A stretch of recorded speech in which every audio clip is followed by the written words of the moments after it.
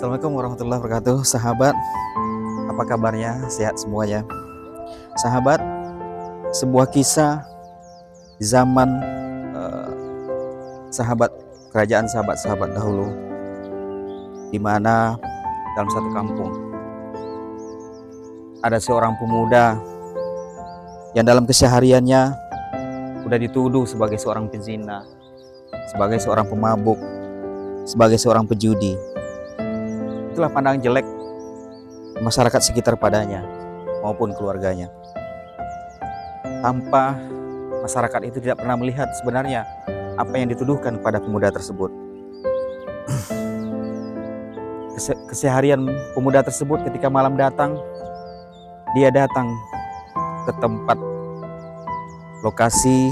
Di situ ada perjudian, ada mabuk-mabukan, penjual minuman keras, kemudian ada perzinaan atau prostitusi. Maka ketika pemuda itu sampai di lokasi tersebut, maka tetangganya yang melihat,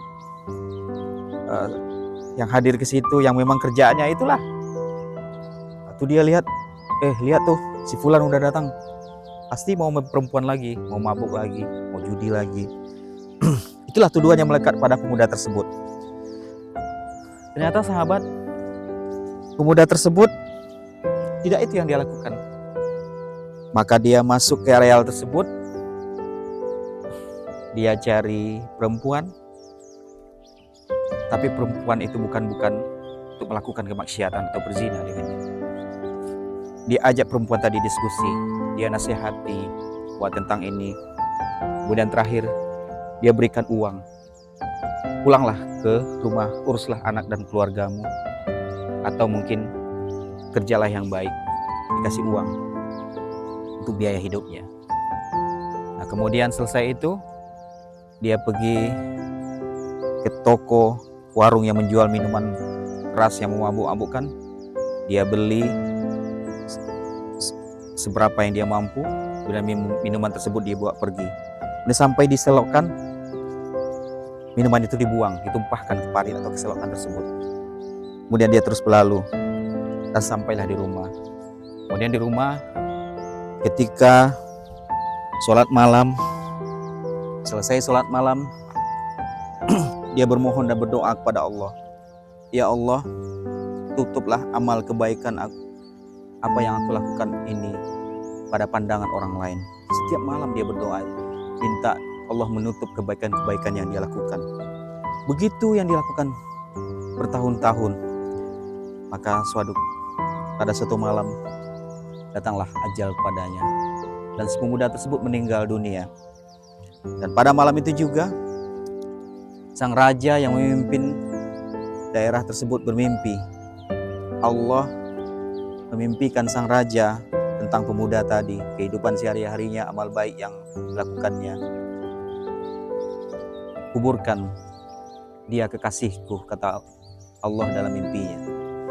Kemudian masyarakat sekitarnya yang mengetahui bahwa sang pemuda tadi telah meninggal dunia, tidak peduli satupun. Tidak ada yang datang, tidak ada yang punya niat menggali kubur, tidak ada yang mengkafani, tidak ada yang memandikan. Karena sang raja sudah ditapikan dalam mimpinya oleh Allah Subhanahu wa taala, maka raja datang, turun tangan bersama keluarga kerajaan ke rumah pemuda tersebut. Sampai di tempat pemuda tersebut, raja dengan cepat segera melakukan itu sampai memandikan, mengkafani, membawa kuburan, kemudian dikuburkan. Raja sendiri yang langsung turun ke kuburan menyambut jenazahnya, menguburkannya. Dan hal ini menjadi tanda tanya yang besar bagi warga sekitar, bagi orang-orang yang fitnah dan menuduh dia selama ini. Ada apa dengan anak pemuda ini? Kenapa seorang raja yang terhormat, yang mulia langsung turun tangan menguburkan dia yang hina-dina itu? Akhir cerita, selesai pemakaman penguburan, pertanyaan masih berkalut-kalut di pandangan pemuda tersebut. Maka sahabat, makna dari sejarah yang dinukilkan ini, pertama, kita dalam pandangan Allah adalah semua sama. Yang membedakan kita di pandangan Allah adalah baik dan buruknya kita, berbuat amal atau berbuat jahatnya kita. Sahabat, kemudian yang kedua, kita jangan terlalu cepat mengambil keputusan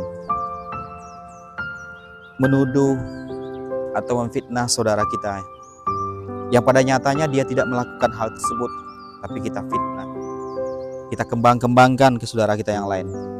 Apalagi di zaman sekarang ini ada WA, ada TikTok, ada Telegram, ada Instagram. Dengan cepat kadang-kadang fitnah itu menyebar yang pada dasarnya itu tidak terjadi sebenarnya. Bagi kita yang punya pikiran akal sehat, kita nilai terlebih dulu. Kita konsultasikan dulu, kita tanya dulu, benar atau tidak kejadian ini terjadi. Jangan kita menuduh orang tanpa ada buktinya. Karena banyak kejadian terjadi perkelahian, terjadi pertengkaran, bahkan sampai perkelahian massal. Gara-gara satu hal yang tidak jelas bukti dan faktanya. Yuk, kita sebagai hamba Allah, sebagai manusia biasa, kita bergaul bersama kita. Terutama dalam keluarga kita, yuk rukun dalam keluarga kita, karena itu adalah kunci yang utama. Kemudian dalam lingkungan kita, tetangga, kiri dan kanan, satu RT, satu RW, satu kelurahan, kita bergaul dengan baik. Jangan nilai orang lihat dari luarnya.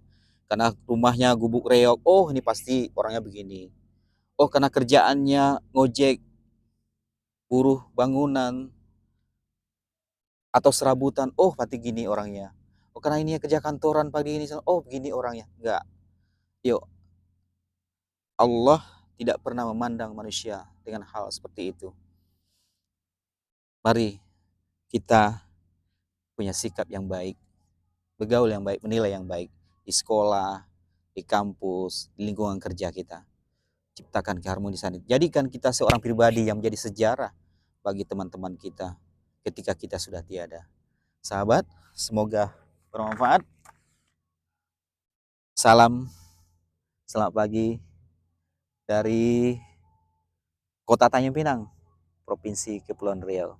Semoga sahabat dimanapun berada senantiasa sehat selalu bersama keluarganya. Assalamualaikum warahmatullahi wabarakatuh.